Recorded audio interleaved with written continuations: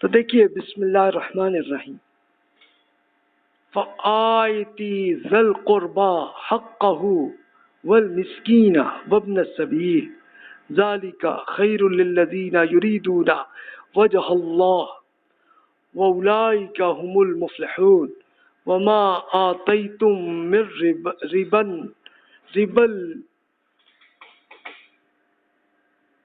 لیربو فی اموال الناس فلا یربو عند اللہ وما آتیتم من زکاة تریدون وجہ اللہ فاولئک هم المضعفون۔ اب یہ سورہ روم ہے اور یہ مکہ مکرمہ کی صورت ہے، یعنی ابھی رسول اللہ صلی اللہ علیہ وسلم کی حکومت نہیں ملی تھی، لیکن اس وقت بھی حکم کیا ہے؟ فرمایا چنانچہ رزق میں کشادگی ہو تو قرابت مند یعنی اپنے رشتہ دار، مسکین، مسافر کو اس کا حق دے دیا، یہ ان کے لیے بہتر ہے جو اللہ کی رضا چاہتے ہیں اور وہی آخرت میں فلاح پانے والے۔ پھر فرمایا یہ سودی قرض یعنی وہی انٹرسٹ آن لون جو تم اس لیے دیتے ہو کہ دوسروں کے مال میں شامل ہو کر بڑھے، تو وہ اللہ کے ہاں نہیں بڑھتا، اور جو صدقہ تم دیتے ہو کہ اس سے اللہ کی رضا چاہتے ہو، تو اسی کے دینے والے ہو جو اللہ کے ہاں اپنا مال بڑھا رہے۔ یعنی دیکھیں یہ انویسٹمنٹ کا اللہ تعالیٰ نے طریقہ بتا دیا کہ یہ جو انٹرسٹ پہ تم فیل کرتے ہو جناب، سود پہ دے دیا کسی کو، چلو جی اور سود آ جائے گا، لیٹ سپوز اگر کسی کو آپ نے 1 لاکھ دے دیا تو اب چلو سود جو ہے وہ کہہ دیا ہاں بھی 10% تم نے دینا ہوگا۔ اچھا اب وہ اگلا دیتا جا رہا ہے، لیٹ سپوز جب اس نے دیا تو ٹوٹل آپ کو 1.5 لاکھ آ گیا، آپ کہیں گے لو جی فائدہ ہو گیا مجھے۔ اللہ تعالیٰ نے بتایا آپ کو کوئی فائدہ نہیں ملا اس کا، لیکن جو آپ صدقہ دیتے ہیں، صدقہ کیا ہوتا ہے کہ یہ وہی زکوٰۃ تو اس کا فرض ہے، اس کے علاوہ بھی آپ اگر اپنے رشتہ دار کو کوئی ایک اپنے ایسے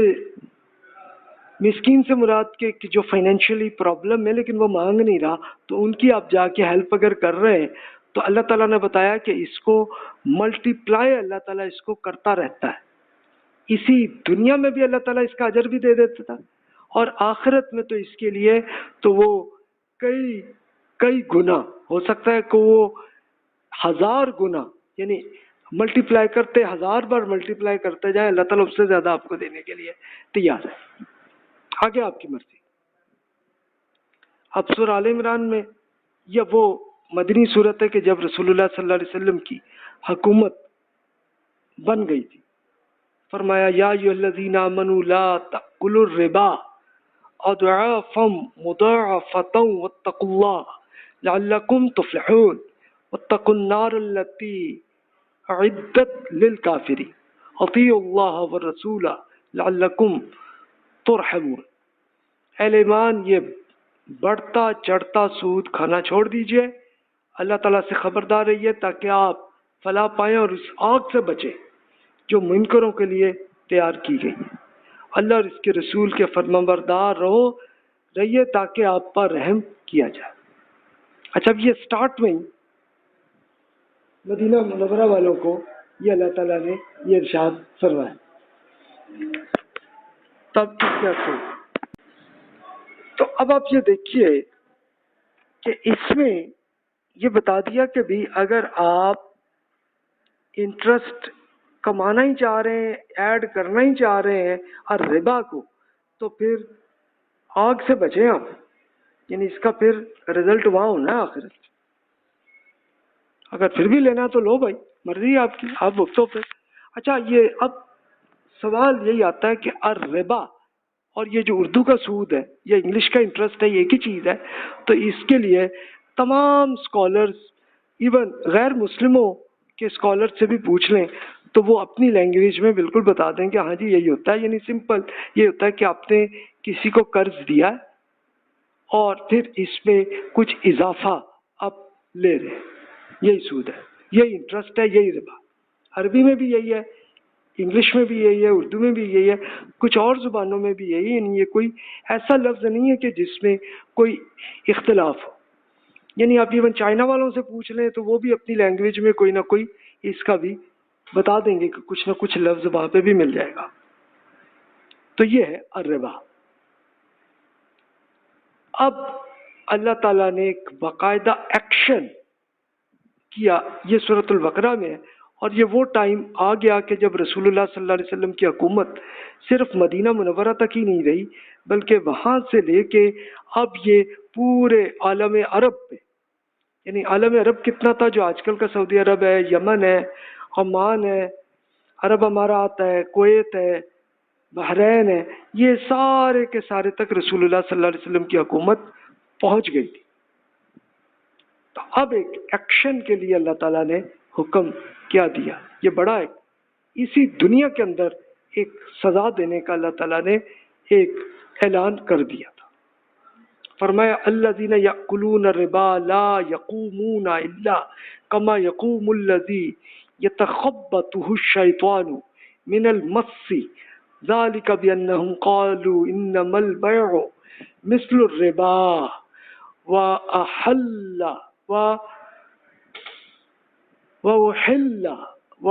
الله البيع وحرم الربا فمن جاء موعظة من ربه فانتهى فله ما سلف وأمره إلى الله ومن عاد فأولئك أصحاب النار هم فيها خالدون. يمحق الله الربا ويربي الصدقات والله لا يحب كل كفار أثيم. يا أيها الذين آمنوا اتقوا الله وذروا ما بقي من الربا إن كنتم مؤمنين فإن لم تفعلوا فأذنوا بحرب من الله ورسوله وإن تبتم فلكم رؤوس أموالكم لا يظلمون ولا تظلمون وإن كان ذو عسرة فنظرة إلى ميسرة وأن تصدقوا خير لكم إن كنتم تعلمون واتقوا يوما ترجعون فيه إلى الله ثم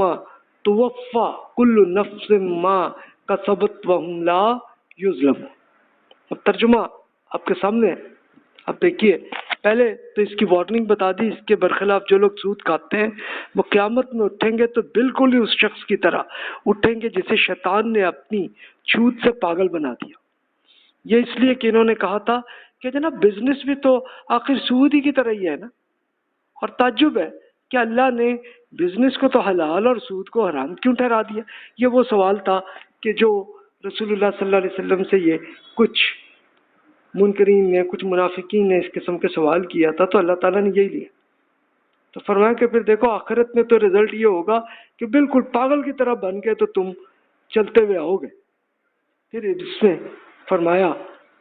اس میں کوئی شک نہیں کہ اللہ نے اسے حرام ٹھہرایا ہے، لہذا جسے اس کے رب کی تنبیہ پہنچی اور وہ بعد آ گیا تو جو کچھ وہ لے چکا ہے سو لے چکا ہے. اس کے خلاف کوئی حکومتی ایکشن تو نہیں ہوگا اور اس کا معاملہ اللہ کے حوالے ہے. یعنی اب تک جتنا سود کھا بیٹھے ہو تو وہ جانے اللہ جانے. لیکن فرمایا اور جو اس تنبیہ کے بعد، اب یہ اس وارننگ کے بعد اس کا اعادہ کریں گے تو وہ جہنم کے لوگ ہیں، وہ اس میں ہمیشہ رہیں گے. اس دن اللہ سود کو مٹا دے گا اور خیرات کو بڑھائے گا. اور حقیقت یہ کہ اللہ کسی ناشکرے اور کسی حق تلفی کرنے والے کو پسند نہیں کرتا. ہاں جو لوگ ایمان لائے، انہوں نے نیک عمل کیے، نماز کا اہتمام کیا اور زکوٰۃ ادا کی، تو ان کے لیے ان کا اجر ان کے رب کے پاس ہے، اور وہاں ان کے لیے کوئی اندیشہ نہ ہوگا اور نہ وہ کوئی غم کبھی کھائیں گے. اچھا، اب یہ آخرت کا رزلٹ اللہ نے بتا دیا کہ جناب یہ سود جتنا ہوگا یہ آپ کی ساری نیکیوں کو ڈیلیٹ کرتا چلا جائے گا، زیرو کرتا چلا جائے گا. اور جو خیرات وہی ہے کہ اپنے لوگوں کی ہیلپ کرنے کے لیے جو کچھ آپ نے کسی کو دیا ہے تو یہ اس کے لیے آپ کا پروفٹ بڑھتا چلا جائے گا. نماز ہے، زکوٰۃ ہے اور نیکیاں، وہ سب آپ کا ایڈ ہوتا جائے گا. لیکن اب اس کے بعد پھر اللہ تعالیٰ نے اب ایک پریکٹیکلی ایکشن کیا. اب اگلی حصے میں فرمایا اہل ایمان اگر آپ سچے مومن ہیں تو اللہ تعالیٰ سے خبردار رہیے اور جتنا سود باقی رہ گیا اسے چھوڑ دیجیے.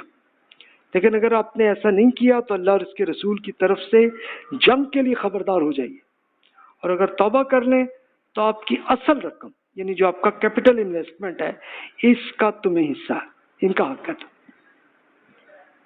نہ تم کسی پر ظلم کرو گے نہ تم پر کوئی ظلم کیا جائے گا، اور مقروض کبھی تنگ دست ہو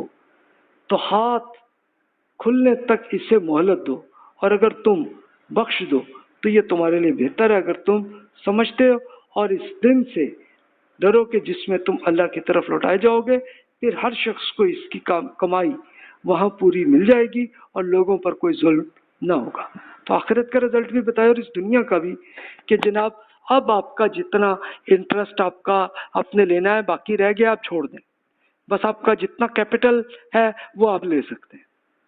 اور اس میں بھی فرما دیا دیکھ لو کہ اگر بندہ جس کو آپ نے مقروض جس کو آپ نے کریڈٹ میں کچھ دیا ہوا ہے اور وہ بندہ پرابلمز میں ہے تو پھر ٹائم بھی دیں، اس کو مہلت بھی دیں، اور اگر اپنا کیپٹل بھی آپ چھوڑ دیں تو آپ کا آ جائے، آپ ہی کو اس کا یہ پوری یہ اصل انویسٹمنٹ آپ کو ملتی جائے گی۔ یہ حضرت عیسیٰ علیہ السلام کا ارشاد ہمیں یاد آتا ہے مجھے، انہوں نے یہ ارشاد فرمایا تھا کہ بھی آپ اپنے جو انویسٹمنٹ ہے اس کو آپ چھپا چھپا کے رکھتے ہو، پھر بھی چور یا ڈاکو آ کے آپ کو چھین لیتے ہیں نا، تو آپ اس کو اللہ تعالیٰ کے حضور وہاں انویسٹ کریں تو پھر آپ کا دل بھی اس کے ساتھ رہے گا، تو پھر آپ کو وہ اس سے کئی گنا زیادہ آپ کو ملتا چلا جائے۔ یعنی انہوں نے بھی اسپیشلی اصل میں یہی زکوٰۃ اور پھر زکوٰۃ سے زیادہ صدقات اور لوگوں کی ہیلپ کرنے کا زیادہ اپنے ارشاد فرمایا تھا۔ تو اصل انبیاء کرام علیہ السلام کی شریعت ایک ہی ہے۔ اب دیکھیے کہ یہ سورۃ النساء میں اللہ تعالیٰ نے وہاں پہ بھی سیم ایسے ہی حکم ہے۔ اب یہ سارے احکامات دیکھیں میں نے یہ ڈھونڈ لیے ہیں قرآن مجید میں الربا کے لفظ کو سرچ کر کے، تو وہ سارے آیات مل گئیں، اور آپ اس سے آگے پیچھے کی بھی آیات کے ساتھ آپ جا کے آپ خود پڑھ لیجئے تو آپ کو پورا سینیریو بھی سامنے آ جائے گا جو میں خود ایکسپلین کر رہا ہوں آپ کے سامنے۔ فرمایا فَبِظُلْمِ مِنَ الَّذِينَ هَادُوا حَرَّمْنَا عَلَيْهِمْ طَيِّبَاتٍ أُحِلَّتْ لَهُمْ وَبِصَدِّهِمْ عَنْ سَبِيلِ اللَّهِ كَثِيرًا وَأَخْذِهِمُ الرِّبَا وَقَدْ نُهُوا عَنْهُ وَأَكْلِهِمْ أَمْوَالَ النَّاسِ بِالْبَاطِلِ وَأَعْتَدْنَا لِلْكَافِرِينَ مِنْهُمْ عَذَابًا أَلِيمًا لكن الراسخون في العلم منهم والمؤمنون يؤمنون بما أنزل إليك وما أنزل من قبلك والمقيمين الصلاة والمؤتون الزكاة والمؤمنون بالله واليوم الآخر أولئك سنؤتيهم أجرا عظيما۔ اب یہ خاص طور پہ یہ اللہ تعالیٰ نے ان بنی اسرائیل یہودی جو مدینہ منورہ میں رہتے تھے تو ان پہ ارشاد فرمایا۔ پھر ان یہودی یہ جن کے جو لیڈرز تھے ان کے ظلم ہی کی وجہ سے ہم نے ایسی پاکیزہ چیزیں بھی ان پہ حرام کر دی تھیں جو ان کے لیے حلال تھی، اور اس وجہ سے کہ یہ اللہ کی راہ سے بہت روکتے رہتے تھے اور اس وجہ سے سود لیتے رہتے، حالانکہ انہیں اس سے روکا گیا تھا، اور اس وجہ سے کہ یہ لوگوں کا مال باطل طریقوں سے کھاتے رہے، اور یہ انہی کے منکرین ہیں جن کے لیے ہم نے دردناک عذاب تیار کر رکھا ہے۔ ان میں سے البتہ اہل کتاب کے جو علم میں پختہ ہے اور جو ایمان والے ہیں اور وہ اس چیز قرآن کو مانتے ہیں جو آپ کی طرف اتاری گئی ہے، تو آپ سے پہلے اتاری گئی ہے یعنی جو تورات ہے، اور خاص کر نماز کا اہتمام کرنے والے، زکوٰۃ دینے والے، اللہ تعالیٰ پر اور قیامت کے دن پر ایمان رکھتے ہیں، یہی وہ لوگ ہیں جنہیں ہم عنقریب اجر عظیم عطا فرمائیں گے۔ اور اس کی ایگزامپل وہی تھی کہ یہودیوں کے سب سے بڑے اسکالر عبداللہ بن سلام رضی اللہ عنہ، وہ سب سے پہلے ایمان لائے تھے رسول اللہ صلی اللہ علیہ وسلم کی دعوت پہ، اور وہ اسی پہ عمل کر رہے تھے جیسی اس میں اللہ تعالیٰ نے یہ جو فرمایا نا، تو ہسٹری میں ہمیں پتہ چلتا ہے انہوں نے ایسے ہی عمل کیا، اور تب ان کے جو لیڈرز تھے، مذہبی لیڈرز بھی تھے، وہ بھی سود لیتے تھے اور کسی نہ کسی باطل طریقے سے مال، لوگوں کا فنڈ کھینچنے کی کوشش کرتے رہتے تھے. تو یہ حالت اللہ تعالیٰ نے بتائی ہوگی اور ان کا اجر. اور پھر عبداللہ بن سلام رضی اللہ عنہ کو تو یہ سٹیٹس اسی دنیا میں اجر مل گیا. یہ سارے صحابہ کرام کو ملا کہ ان کو دنیا کی سپر پاور بنایا. تو عبداللہ بن سلام رضی اللہ عنہ کو بھی اسی حکومت کا پارلیمنٹ کے مین ذمہ دار بنایا، اور اس کے ساتھ ساتھ پھر گورنمنٹ کے بھی ایک پورے ڈپارٹمنٹ کو انہوں نے چلایا. یہ اسی دنیا میں اجر ملا اور آخرت میں تو اللہ تعالیٰ نے دینا ہی. تو اللہ تعالیٰ نے خود تورات میں یہی دیا تھا. تورات سے ہی میں آپ کے سامنے عرض کر دیتا ہوں، یا بائبل کی بک خروج، یہ ایک ان کی ہسٹری کی بک ہے. تو اس کے اندر پھر تورات کے کچھ حصے آ جاتے ہیں. اس میں کیا آتا ہے کہ اگر میرے لوگوں میں سے کسی غریب ہو اور تم اسے قرض دو تو اس قسم کے لیے تمہیں سود نہیں لینا چاہیے. اگر تم کسی شخص کا جبہ یعنی جیکٹ، جبہ یہ پرانے زمانے کی جیکٹ ہوتی تھی، تو اگر قرض ایک گروی رکھتے ہو تو اسے اس کا جبہ سورج ڈوبنے سے پہلے واپس کر دیا کرو، کیونکہ اگر وہ آدمی اپنا جبہ نہیں پائے تو اس کے پاس تن ڈھانکنے کو کچھ بھی نہیں رہے گا. جب وہ سوئے گا تو اسے سردی لگے گی. اگر وہ مجھے رو کر پکارے گا تو میں اس کو سنوں گا، پھر اس کی بات سنوں گا کیونکہ میں رحم دل ہوں. ذرا امیجن کریں کہ یہ ایک سینیریو تھا. یعنی ان کو اب یہ بنی اسرائیل کو اللہ تعالیٰ نے جب تورات میں حکم دیا تو یہ فرمایا کہ ایون اگر تم قرض دے رہے ہو تو اس پہ اگر یہ اب گروی کے طور پہ، گروی یہ ایک وہی آپ کے لیے مارٹگیج کے اندر بھی یہ ہوتا ہے نا کہ آپ بس احتیاط کے طور پہ بھی اگلا قرض دے واپس تو کوئی چیز لے لیتے ہیں. تو فرمایا کہ اگر آپ نے ان کی اگر آپ نے جیکٹ بھی لے لی ہے نا تو اس کو بھی سورج ڈوبنے سے پہلے واپس یہ بھی دو تاکہ اگلا پرابلمس میں نہ آئے رات. یعنی اللہ تعالیٰ کا اس میں لگتا ہے کہ اسپیشل فوکس اللہ تعالیٰ کا وہی اس مظلوم پہ ہے کہ جس کو قرض لینا پڑ رہا ہے. پھر مزید اخبار میں دیکھیے، اخبار یہ بھی بائبل کی بک ہے. کسی شخص سے اس قرض پر جو کہ تم سے لیا ہو کسی بھی طرح کا سود مت لینا. یہ دیکھتا ہے کہ تم اپنے خدا کا خوف کرتے اور اپنے بھائی کو اپنے ساتھ جینے دو. اسے سود پر پیسہ ادھار مت دو اور جو کھانا وہ کھائے اس سے نفع مت لو. میں خداوند تمہارا خدا ہوں جو تم کو ملک کنعان یعنی فلسطین دینے کے لیے اور تمہارا خدا بنے رہنے کے لیے ملک مصر سے باہر لایا تھا. یہ بھی ہسٹری کے ساتھ اللہ تعالیٰ کا یہاں پہ حکم یہاں پہ بھی آ گیا. استثناء یہ اصل بائبل ہے